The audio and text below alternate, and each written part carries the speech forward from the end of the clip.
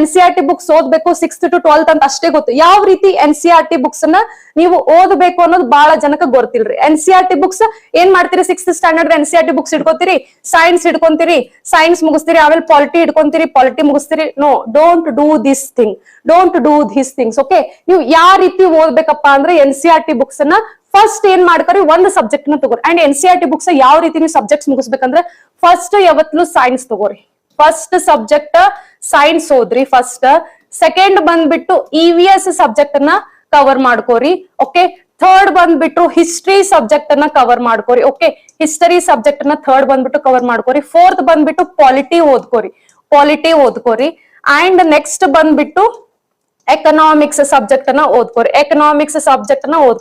ಇವ್ರ ಜೊತೆ simultaneously English and Kannada ಓದ್ಕೋರಿ.